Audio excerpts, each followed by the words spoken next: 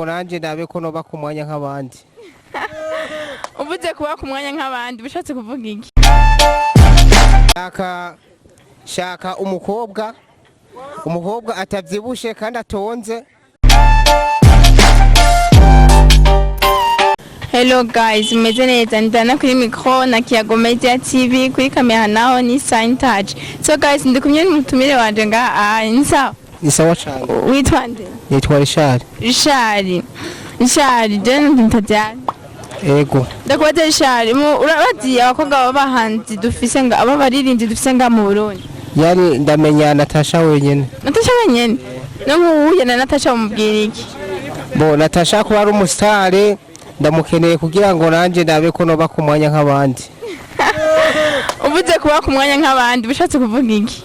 Bo shatse kuvuga yuko nanje shaka kumenyekana nk'abandi baririmvyi mu basore nanje she ndonka nyene umusitari nyene w'umukobwa kugira ngo nanje ndabe ko nomenyekana. Umusitari w'umukobwa rero ko umenyekanye nk'umukobwa wumva ushaka ameze gute? Shaka umukobwa atavyibushe kandi atonze stile nk'iyo yiwawe nyene. Okay, nanda kubaze none ushaka kuba umusitari umba muri makushaka kuba umusitari wewe umenyekane none ubuzi kuririmba nogerageza buke nk'akantu gatoya nyene. Sawa, tunimbere nk'indirimbo ya Natacha, uvuze ko ukunda Natacha mu bakobwa, tunimbere indirimbo ya Natacha wowe. Ya Natacha nogerageza nk'iya beat zose gatoya. Okay, sawa, come on, gerageza.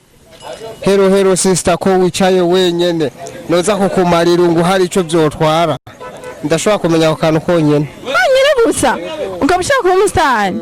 Oya hafu kumenya indirimbo ewe nasoni bibasi ndirimba Bface nawe bizose Bface Bface sishobora kukamenya kubera ndi umuntu yikuriye ruguru wangu naha anya n'ubuntu nyene kora n'ubu mpagaze nkuko n'ubuni ni nk'ubuntu nyene nagiriwe.